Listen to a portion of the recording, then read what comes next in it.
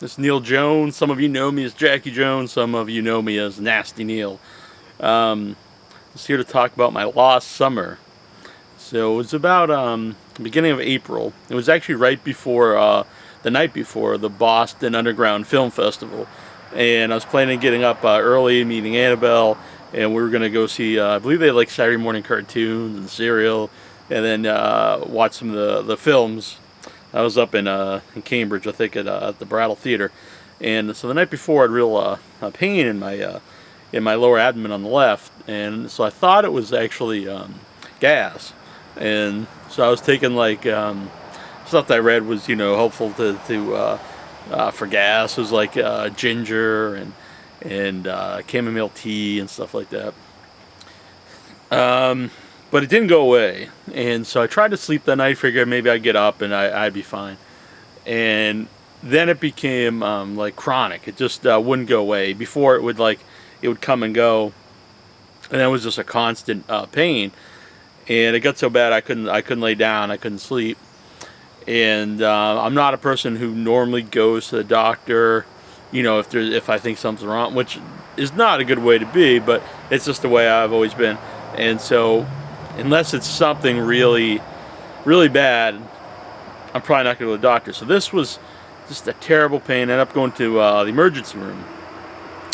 And so they brought me in, and I had to drink like two big bottles of like some type of smoothie kind of stuff, and over like 2 hours. And then they did a CAT scan. And so then they said it was acute diverticulitis, which is basically little holes in your colon, little pockets in your colon, and stuff like corn, nuts, seeds, skins off vegetables and whatnot will get caught in these. And then that's what diverticulitis. And acute diverticulitis is then when it gets infected, inflamed. And so anyway, while I was there in the emergency room, they put me up on some antibiotics and a little bit, just a 1 IV of Motrin. And so the pain never really subsided. But then he was like, the doctor's like, we're going to send you home with, subscription for antibiotics. And I was like, I'm in as much pain now as when I came in, and it's a very bad pain. It wasn't like, something you could just like forget about. I mean, it was very bad. And throughout this ordeal, I've been told I have a high pain threshold, which sounds cool, I guess, but not necessarily that great. But anyway, this was intense. But he's like, just take some Motrin, which was like, okay. And so anyway, it was on a liquid diet. So all I could eat was water, Jello, broth. You couldn't even have milk or anything. So there wasn't much you really eat. And the antibiotics were about this big.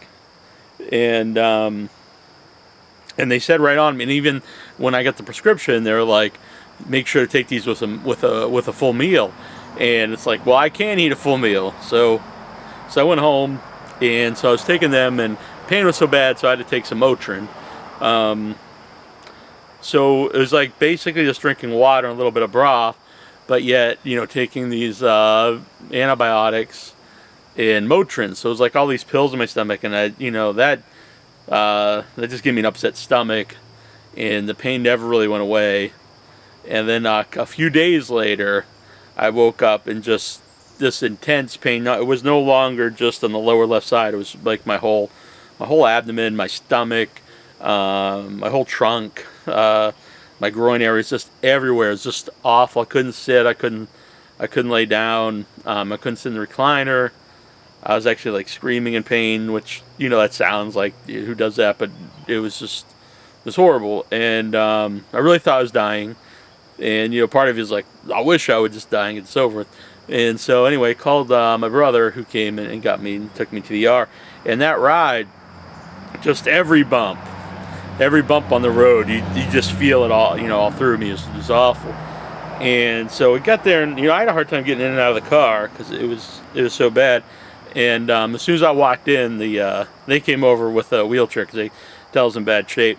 And probably from the time I walked into the ER till I had surgery was like maybe 40 minutes, which anyone who's ever been in an ER knows that's very fast. A lot of times even be seen. A lot of times you gotta wait for hours. So they took me, and this time they didn't have me drink anything. They took me right in and had a CAT scan. And then surgeon came and saw me right away. And like he's very serious and talking to him, and he's like, the colon had perforated, so there's a hole in my colon, and I was becoming what they call septic, because all the waste that you would normally expel from you was now going through my body, going through all your insides, and obviously that's not good. And so he's like, we have to do this emergency surgery right away. And he's like, when you wake up, you're gonna have a colostomy bag, which at the time you couldn't process too much because I was in so much pain. But still, I just turned 40 this year, so relatively young, and too young to have you gotta live with a colostomy bag and stuff. And so they came in, and I don't remember much after that, because they came in and put me out, and I woke up in the colostomy bag, tubes in my nose, the feeding tube down my throat and my mouth. That was awful. So they fairly quickly removed the feeding tube from my mouth, but I had all the stuff in my nose, which was just pumping stuff constantly out of my stomach. And so from there I went to the ICU, intensive care, and I was just on ice chips for a long time, for days. All I could use ice chips, and again, it's terrible pain. It was on the drip, the morphine drip, which you could hit every 6 minutes. I was just hitting it constantly, but the drugs wouldn't come out in between the 6 minutes. But so anyway, I was on that. Annabelle actually came down, took the drive from Boston to come down to see me, which was great. And she said my eyes were just rolling around in my head at that point in time, because it was just on a constant morphine drip. And so, when you're in there, it's weird having the colostomy bag, but it doesn't really hit you until later on, when my senses come to me. But I do remember some of the stuff while I was in the ICU, and it was just like weird dreams and actually hallucinations, just about like stuff in the room. I can't remember what they were specifically about. I just remember having that. I do remember one dream was very strange. Was I was part of it was like humans that were like almost on coat hangers, and we were at like a gas stop kind of thing, where people would come in and buy stuff. And like we had all this like slop on us, and I was trying to communicate with people, but they couldn't understand me, and they had us like an assembly line. It was really weird. But so eventually they brought me up to the next room, and so then I was like, they put me on clear liquids or full liquid diet, so I could have juice. And so I was like, when you can only have ice chips in your mouth and just let them melt, to have like a cup of a glass of apple juice, it's like, wow, this is pretty awesome. So Annabelle was in there with me, and so I started drinking my juice, and immediately she went to get like a doctor or something, because she knew something's wrong, because I still had the tubes in my nose, and it was pumping the stuff out of my stomach. And she said like the thing that would go into, normally empty it like every day or a couple days, it just like filled immediately, and with just blackness. And so they came in, and again I was in a lot of pain, so they had to stop that, and I was back in ICU. So back on the in fact, I think they took me off ice chips, and I just couldn't have anything at all for a day or so. When I was in there, I mean, couldn't really do anything. People had to, they had to wash you. I also had respiratory failure. I think it was during the surgery or after, or it was around the surgery, either during the surgery or after the surgery. And there's times like, I remember the nurses would be coming in and telling me to cough and breathe, because my my breath was going way down. So anyway, it's a bad time. I found out later that the surgeon told me if I didn't come in that day that I would have died. There's no way you can have your colon, you have a hole in your colon and stuff. The stuff just going through you and you're gonna live. You're just gonna die, and a very unpleasant death.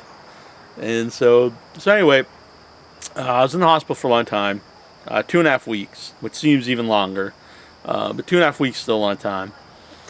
Then you started to get used to having the colostomy bag, and at first they would just come in and change it, and I was on the catheter, so I wasn't really getting up. They'd have me get up from the bed to a chair. That would be like the big thing of the day. Like, hey, we want you to sit up into a chair.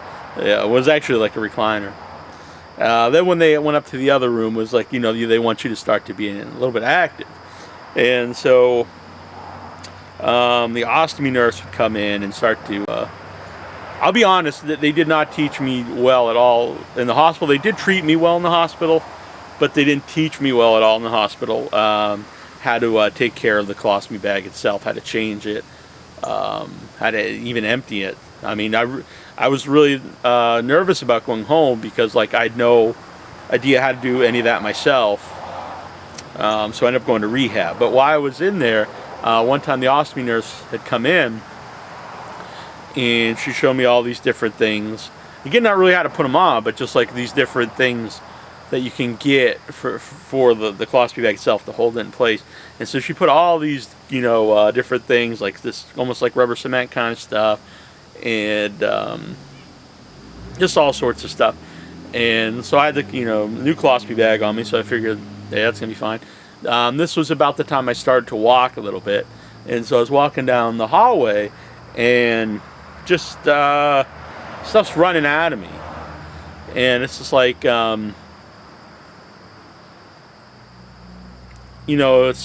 it's embarrassing. I mean, I know people, the nurses and stuff, are used to these kind of things, but still, you're a grown man, and just your shit's just flying out of you, and in the hallway, all over the floor, all over you. And so one of the nurses brought me back, and she's like, wasn't even sealed at the bottom. And this was the ostomy nurse that went all around to the Cape doing this. But anyway, then there was one night when I had a shower, and it was a really awful experience because me in the room, 2 nurses, and they're like spraying me down. It's like I'm the Elephant Man, like I'm not an animal, and they're spraying inside, because they take the colostomy bag off, and then they're spraying inside that. There's like feces coming out. It was just really an awful experience. And I remember that night, because Annabelle was there too, not in the shower, but she was there in the room with me afterwards. And the nurse at the time was like in tears, and from what I understand, she actually quit.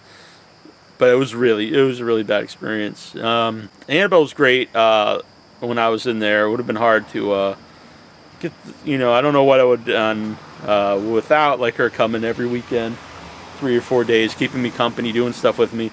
When I was out of it, she would just stay there, and she'd actually hit the drip for me, but because you're not supposed to know that. And then when I came to my senses, then we'd play games and watch movies and stuff. So it's a great time. Plus, she let me use the laptop. So, but it's a lot easier to get through something when you have a companion there.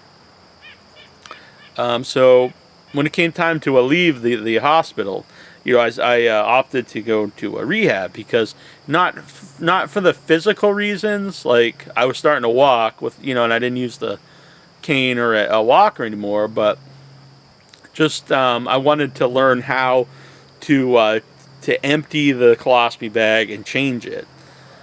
And so I went to the rehab, and so I had to take a trip in the ambulance on a stretcher to the rehab. Oddly enough, is a rehab that I used to work at, Cape Heritage. I'll be honest, the majority of the people are very nice. Again, no one teaching me how to do this whatsoever.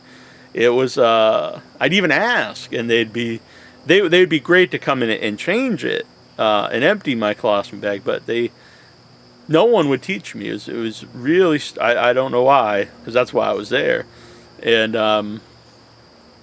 so I was when I was in the hospital, I had it was a private room. When I go to rehab, I'm sharing a room with Fred, who is a 93-year-old guy, wheelchair. He's a nice guy. It's so weird though that you share a room with a 90-year-old man. Plus, this is primarily a nursing home. It's also rehabilitation, but it's primarily all elderly people. I'm pretty sure I was the youngest person in there. There was a couple other people there for rehab too, but even them I think were older than me. But nonetheless, so I was sharing a room with Fred, which so they just have like kind of a curtain in the middle of the room where you can pull across. His side had the window. My side has the open door, so like there's no privacy whatsoever because it's just open all the time. So there's workers and people just walking by constantly. Not like not like I'm doing anything I don't want people to see, but still like I'm there sleeping or whatever. It's like you don't want people just walking by. Plus we had to share a bathroom not only with both of us, but with the room next door, which I also had 2 people in. So it's 4 people sharing the room. And you go there and you knock, you'd hear nothing. You walk in, there's someone in there, and so that was a bad time. Or the reverse, people wouldn't even knock and just walk in, or they would knock and I'd say I'm in here, and they'd walk in anyway. All this time too, besides that one shower, it's first it was bathing me, in the ICU. Then it's basically have like a little tub and some washcloths and like a bar of soap, and you gotta bathe yourself in the sink basically with a basin and like hand soap, and you're washing your hair with that, and it's not a great experience, but it's better than just being rank. At least in rehab I could wear clothes, so I'd sleep in the Johnny, but I could wear shorts and whatnot. The food there was terrible. The food in the hospital is very good, actually, to be perfectly honest. The food in rehab, and not only was it bad, it was so much stuff like peanut butter and jelly sandwiches would be like a dinner, like a ham sandwich. It was this. They were really crazy about the sandwiches in rehab. The first time I was there, I thought maybe they just didn't know I could eat food, and they brought me. It was like diced peaches, or just not even diced, like smashed peaches and cottage cheese, and I was like, ugh. But then I found out that this was like a regular supper time meal, and I was like, wow. So this, and so yeah, it was pretty bad. Plus, like, there's certain things I cannot eat corn. That's like the main thing I'm not supposed to eat: corn, nuts, skins, and seeds. And so one day they just bring me a big ass plate of corn with like my meal. I was like, I can't eat this. I was like, oh. And one time, this is true. All this stuff's true. Is they brought me a carrot cake, which I love carrot cake, but I was like, they just have nuts in it, and they're like, well, it's got raisins and nuts. I was like, I can't eat either of them with the diverticulitis. And they're like, oh, okay, so I'll go get something else. And so she comes back, and I swear it's true. She's like, well, here's some raisin nut cookies. And I just was thinking, like, so in your mind, like, I can't eat them in cake form, but they're totally fine in a cookie. But so yeah, I couldn't eat that. It was a good thing I knew, and I had like my mind about me, because they would have gave me a lot of stuff that would have made me a lot worse, a lot more sick. When they would empty the colostomy bag, it would be such a big ordeal. They'd bring like a big sheet of plastic, like a giant bag, and they put it down. They'd have me lay in the bed, and they'd put it like the side of me, and they'd have all these towels, and I was like, oh my god, this is gonna suck when I have to do this. And they'd empty the stuff out. It was terrible. One time I was in there, I had to go visit my surgeon for an appointment, and right away he said like the colostomy bag was on wrong, and for them to change it as soon as I came back. So I came back and I told the woman, the nurse at the time, the head nurse, and she was just like, I don't have time right now. So I was like, okay. So I went and waited in the room, and I could see it was leaking. You could see when it starts to leak. You can see the feces, his stool come out.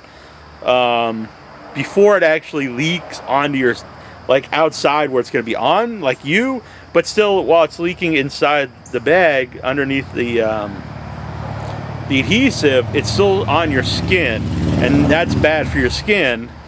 Plus, it would be nice to change it before before it's actually just pouring out of you.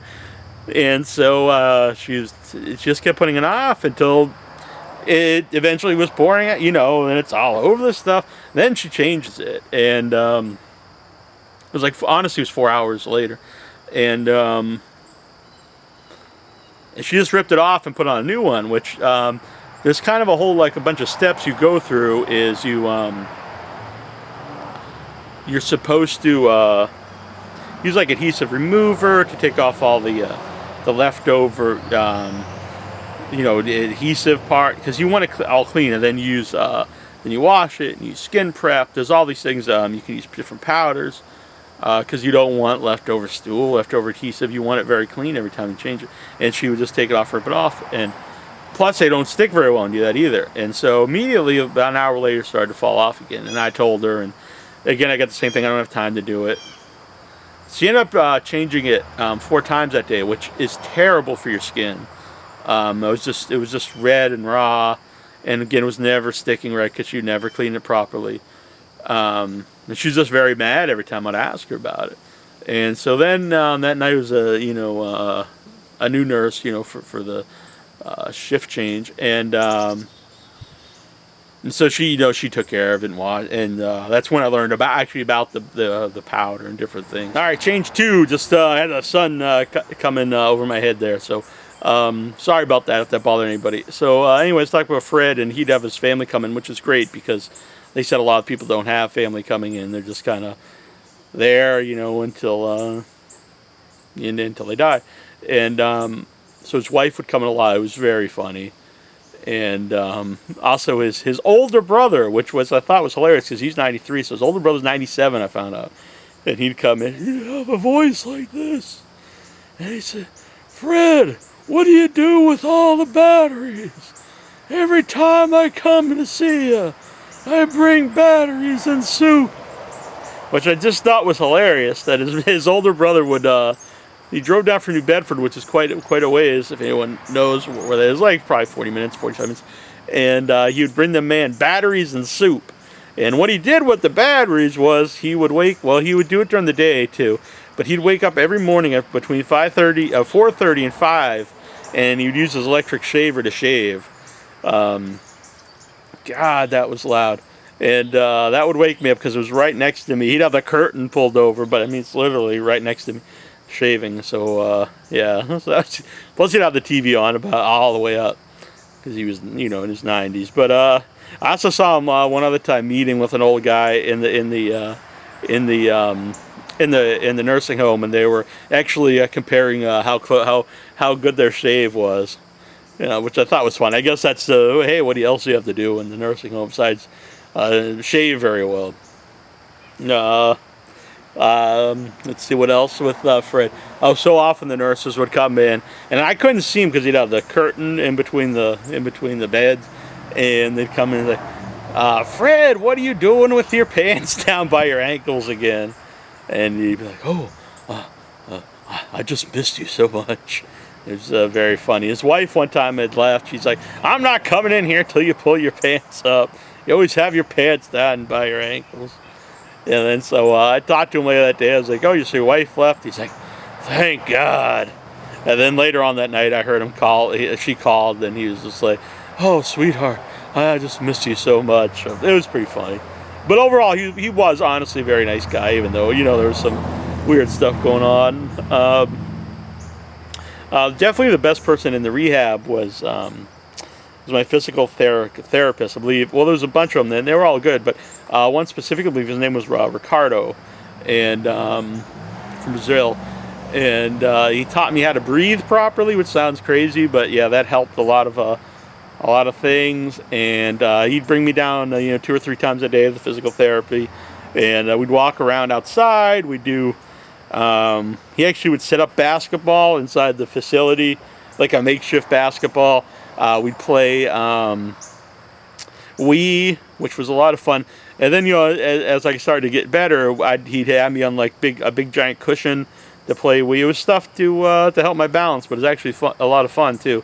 And it's probably stuff that he couldn't do with people in their 90s, because they'd probably fall and break their necks.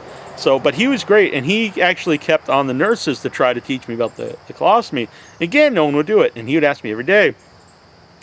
And while this was going on, then you start to get the visits from, the people that are with the insurance, and they're like, we're basically trying to get you out of there because they don't want the insurance to keep paying for your rehab. And again, I don't know how to change or even empty the thing. And so one day I just went in and emptied the colostomy bag myself. And I found out it was way, way easier than laying in bed with bags and like 10 hand cloths and towels. Not to get graphic, but it's much easier just to stand over the toilet, much like you would if you didn't have one, and just empty it into the toilet, clean off the bottom, and put it back on. Well, not you wouldn't take it off, but roll it back up. If you don't know, the bottom it had Velcro, so it would roll several times into the Velcro, and then it would go up into a pouch. So it would never leak out of that.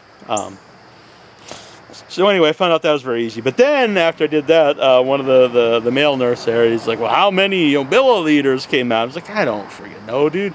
And he's like, "Well, when you do it, you gotta put it in this like container and measure it." I'm like, "Not really. No one else does. They throw it into a plastic bag and throw it in the trash. But when I do it, I've got to measure it." So I was measuring it for a while. But honestly, no one would ever ask me, so I just started throwing away. So anyway, so then still, so it's going on. I'm probably going to be leaving like soon, and I still don't know how to change it whatsoever. And Ricardo's asking, they don't know. And so I don't get the guy in trouble, but he said like, legally he's not allowed to show me because that's not his job. They have to show me. But he was trained in this, so he one day just came in my room, he closed the door, and he's like, "I'm just going to show you how to do this because you need to know how to do it." And he showed me, and so then from there I started doing it myself. And I really thank him because without that, if I would have just went home with no training and never have doing it myself, I probably would have learned how to do it. Just like if you got thrown in the water, hope you learn to swim.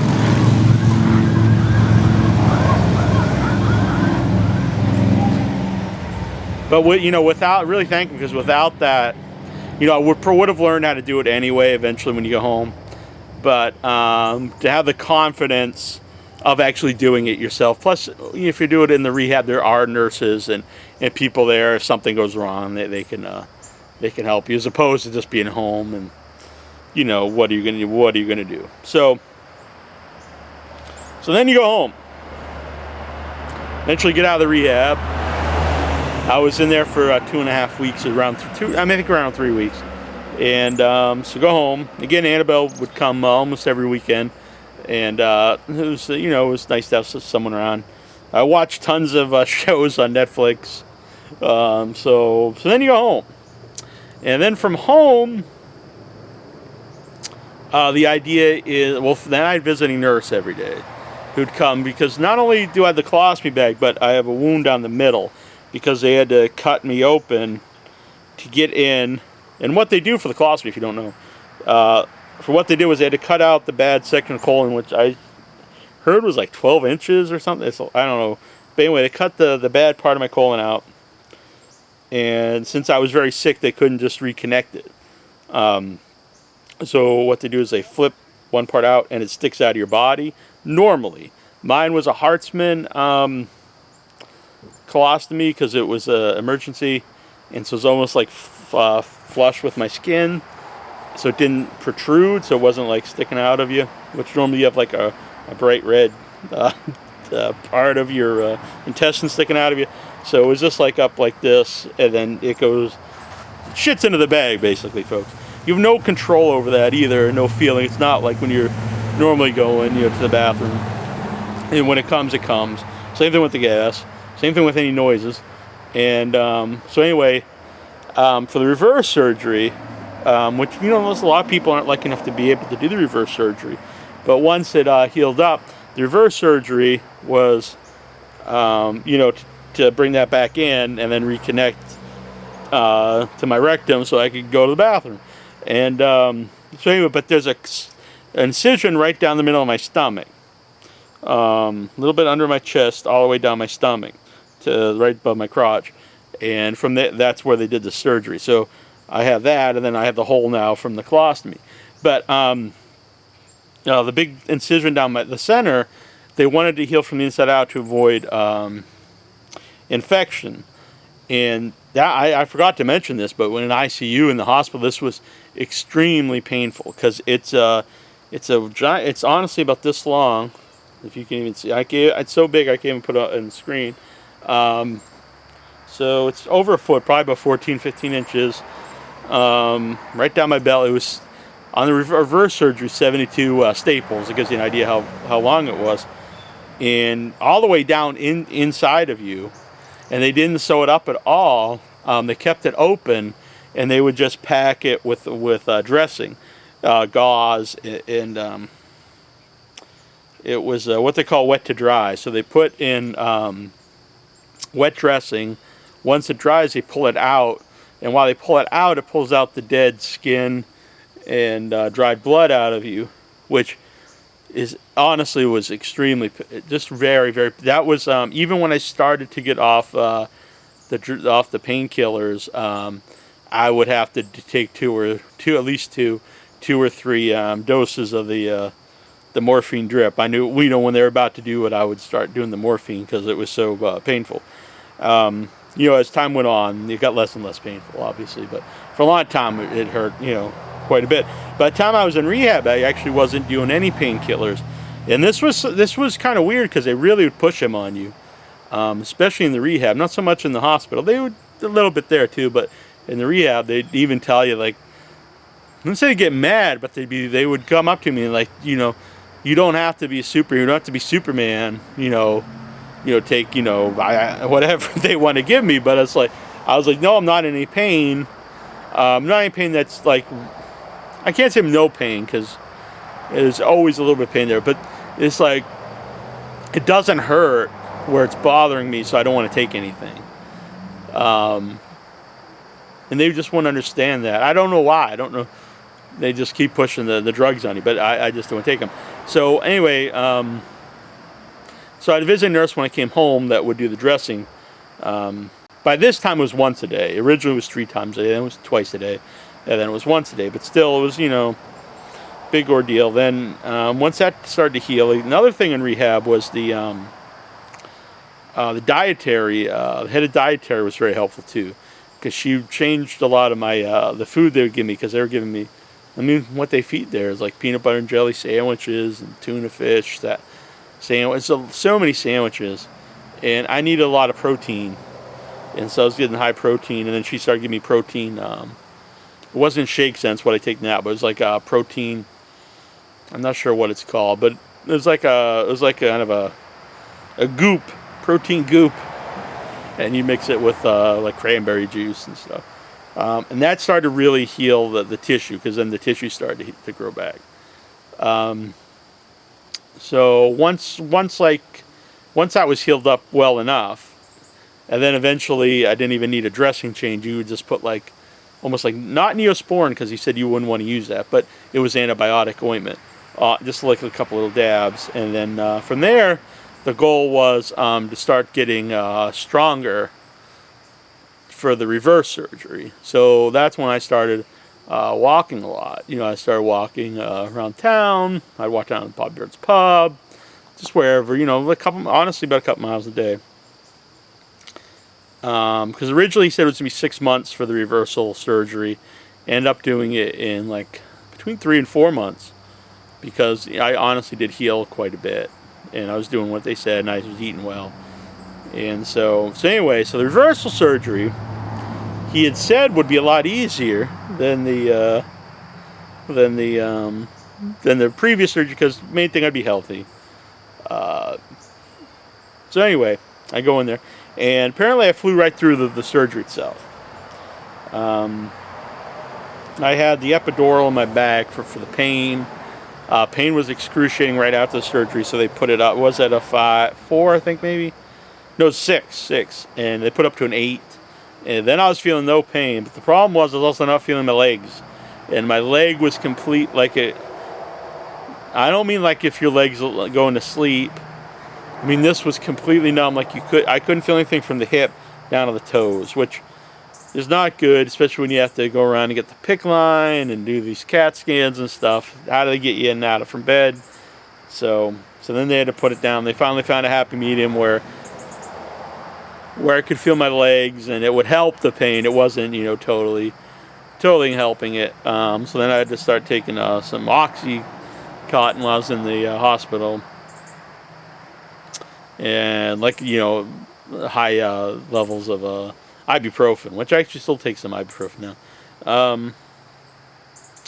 So from there, in my opinion, they sent me home very quickly.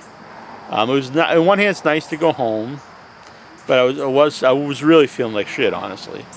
And they had what they call a wound vac on me. And so again, now I have the 2 wounds. I have the incision down the middle, which they stapled together this time instead of leaving open, and then the big wound from where the colostomy, and which was very deep. Honestly, it was like this deep. It was all the way from the. Cause I have a big belly, hey, and it was like this deep, about this big around, and it left that completely open. And the term that you hear a lot is a beefy red, because you want the wounds and you wanted the the colostomy to be beefy red, which was so it looks like red, raw steak, because it's your raw meat exposed, and so you don't want it green, you don't want it yellow, you want it beefy red.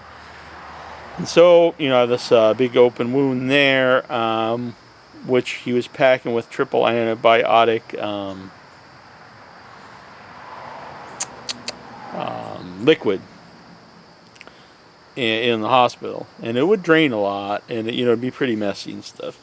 And so I had, so then he put on the wound vac, and the wound vac. So they put like a sponge inside inside the wound itself, and then it just sucks out everything. So it sucks out all the discharge, whether it's some blood, clear, just anything. It's just sucking stuff out the whole time. When I was in the hospital, it was like a big machine, and it wasn't too bad. Then they switched it to a portable one for when I went home. And as soon as they switched it out, it was bad news. It was just giving out. It was just doing alarms the whole time. The dressing from that really irritated my skin. It's like a clear plastic. It was just bad. And then the day I went home, I was taking a nap on the recliner, and I woke up, I was just soaked, and I couldn't understand why. And so I called the hospital, called my nurses, and so eventually I found out the wound vac, once it fills, it doesn't stop. And so it just back, so it just started going all over me, which that's not good either, because it's, it's pus, and not pus, but it's all this stuff that's being sucked out of your wound, and then it's just being poured all over you. And so anyway, you had to clean. You had to empty that. The next day it was filled up again. They said it shouldn't fill up that quick either. I went home on this Wednesday. By that Saturday, the nurse had come in. So backtrack a little bit. The day I was leaving, the surgeon was actually taking out the sponge in my wound for the wound vac, and blood started to spurt out, just like you see in a movie, or like a Monty Python film, And he's like, "Whoa, I must have hit something." And so I was like, "Oh, that's weird." And so anyway, I went home. By that Saturday, the nurse had came in, and she started to take the sponge out, and blood just pumping out, just ridiculous amounts, bright red. At first, she saw that the wound vac was filled with bright red blood, which she said was very bad. I should not do that. And this was just mad. I was bleeding to death. I was bleeding out, and so they were putting all the paper towels, all the everything we had for like gauze, everything on here. She called 911. EMTs came, fire truck came, ambulance. It was bad. I mean, there was this big puddle of blood on the floor, on a wood floor at my house, all over my recliner. Everyone around was very worried. It was a weird feeling because I wasn't. Um, I mean, totally honest, I didn't think like, oh, I might die. I thought, well, I'm dying. There's no way anyone could lose this much blood, and you're going to be fine, because it's a long ways to the, it's like a half-hour drive to the hospital. This is it, I'm dead. And the things that went through my head was, like, I wanted my hard drives to get to Annabelle, so, like, all the footage that we filmed over the years that has never been released, you could, possibly release at some point. And also that my blood stained on the floor, like, that's gonna be really bad for my family, especially if I die, when I'm dead, and that's gonna be like their lasting memory is my blood stained on the floor, and every time they would see that, that would not be good. It was just like in a movie. The EMT's like, stay with me, stay with me. You could tell he was really nervous, but he was great. He was another guy that really, honestly, probably saved my life. He kept the pressure on there, even when the other EMTs wanted to do stuff like take my blood sugar and all. And he's like, none of that's important. Just keep an eye on his blood pressure, and he was keeping the actual pressure, physical pressure on here. I bled through 5. I forget the name. It was trauma sheets, which they put on people like who have been shot. And I bled through 5 of that. I mean, it was unreal. This is no exaggeration. It was worse than a horror movie. It was just blood just spewing out. I got to the ER, brought me in. They actually cut me out of my clothes because they were just soaked in blood. It was almost like, it was soaked in blood, but then it started to get almost like stiff. The best way to describe it to me is like jelly. It was like, jam, like strawberry jam. Cut me out of there, and again, everyone around just like, and I just felt very calm because it didn't hurt at all, which is odd. But bleeding out, like, I felt no pain. I just felt the warmth, like warm liquid just pumping out, and I felt calm. I don't know why. I just honestly thought I was dying, and why get upset about that? This is it. But then the surgeon on hand came in, put stitches in. They started, giving me some IVs of fluids. Again, from here, they just sent me home. I remember we stopped at Wendy's on the way home because I really needed something to drink. And I felt like I was just going to pass out because I was so weak. Just so weak. Weakness that, like, I haven't felt before. Just, like, physically, like, I can't just walk. I'm just going to fall down. So from there, like, the next day, my middle wound was getting infected and the staples were falling out. So again, I ended up had to call 911 because it started to get bad. And this time they took me to Cape Cod Hospital. From there, since my surgeon is in Falmouth, I had to be moved to Falmouth. There I started to get the chills. And I'm normally a very warm guy, but I was just shivering. I was so cold. It was because I had a fever from the infection. It was a really bad time. And so they admitted me. So I got back to the other hospital. So I went back to Falmouth Hospital, which I was released from Wednesday. I'm back now Monday night. I get readmitted to the hospital. So doing all these things. They can't get blood out of me. Probably because I even joked, like, you should have just caught it. Like, while it was flying out of my stomach. They had one doctor to do, it's like, I'll get it from the hard line, which I found out is like a major vein right next to your balls, which, it actually didn't hurt, but the idea of, seeing a doctor coming down, between, it's like in your inner thigh, like right next to your junk, and balls with a big needle to get blood, it's a little unsettling. Anyway, so I was readmitted to the hospital. Tuesday night, started to bleed out again. This was at 2 in the morning, so no surgeon's on call. Well, someone's on call, but no one's on site. Dr. Hopewood came from his house at 2:30. Again, great, because otherwise, honestly, probably would have bled. I would have bled to death. All these were near death experiences, and that's not an exaggeration. Again, everyone around me is just so nervous. The surgeon was, and he kept us cool, but all the nurses and nurses' aides are very, because there's just a massive amount of blood just pouring out of me. He gives me some stitches. So I was probably gonna go on Friday, but then Thursday night again I started to bleed out. This time it was at 10 at night, and my regular surgeon break was on duty, so he came and did it. I tried to get answers why this is happening. No one knew really. Just said it was probably because the wound was so deep that it was close to an artery, and so once the tissue started to grow back, it should be okay.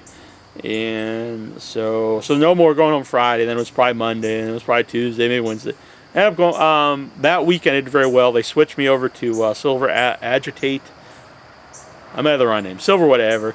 And it's like seaweed with silver, and they put that in the wound, and it soaks up all the discharge. So I wasn't dying. No near-death experiences again for a couple days. I mean, honestly, when that was happening, there's a lot of things go through your head. Not only did I think I was dying, there was, I'll be honest, I'd have thought like this doesn't hurt. It's actually kind of a peaceful feeling. The warmth. It's like it would be just so easy just to go to sleep. Like just close my eyes, I go to sleep. Everyone around me is all nervous. They think I'm dying. Why not just go to sleep? I won't wake up, and this will be, a nice way just to go. And that sounds like depressing now, but at the time it wasn't. It was just like why not just go to sleep? Just get this over with. But anyway, so I went home again, and so now it's been home for a couple weeks now, and to have like a good ending to the story. I mean, it's still not perfect yet. It's perfectly healing. It's actually healing way faster than he thought. Like the tissue's growing back more than he thought. But again, I'm eating really high protein. You're also supposed to eat a lot of red meats, leafy greens. Taking protein shakes in between meals, and so that's all healing way faster than expected. I'm staying active, and so probably a week from when I'm taping this, they think it'll be actually I'll heal where I won't need the dressing anymore. My insurance stopped paying for the visiting nurses yesterday, so now we've got to clean and dress the wound at home, myself. At this point, it's doable. It's fine. If it would have been like a week or two before, it would have been pretty bad. So yeah, it looks like I'm honestly physically healthier than I have been in years. I stay active. I'm eating well. I've lost over 40 pounds. I have a good outlook. I think I stayed very positive, as positive as anyone could through this. Definitely there's times, when you get depressed, but overall I think I've really stayed positive. It's definitely changed me, definitely, and I don't think you could go through this and it wouldn't change you, on some level. So the main thing I want to tell people out there, if they want to get anything from this besides just hearing what's happened to me, if you know me from either the podcast, or if you just know me on Facebook, or if you don't even know me at all, or if you're a friend of mine, or you choose to be a friend of mine from school, whatever it is, besides all that, is the main things I've really thought about is to enjoy yourself, because you don't know how long you're going to be here. You don't know when you won't be here anymore, and you also don't know when, even though if you're still here, you don't know when the time's going to come where you can't do what you want to do. And this summer, I couldn't do what I wanted to do, and that made me realize that the stuff I enjoy doing, the people I enjoy being with, that's just really important. And it's easy to take for granted if it's something that's there all the time that you could do, or not do. But when it's not there anymore, you realize how special it is. And so anybody out there, spend time with the people you want to spend time with, whether that's a loved one, a significant other, family, a good friend, whatever it is. Spend time with them while you can, when you can, and really make the best of the time. Appreciate the time, and do what you want to do. Like if there's, I'm not saying you have to go climb a mountain or skydive or whatever it is. Just if there's something you enjoy doing, just do it. You should do it. Like I'm not, like I said, you don't have to sail the world. But hell, if you like going to the movies, if you like whatever it is, if you have some hobby, if you like podcasts, you like listening, going to concerts, I don't care, going to nice restaurants, whatever it is, it could be the most simple thing. You like walking to the beach, whatever it is, make time for it and enjoy it while you can. So that's my advice to everyone listening to this.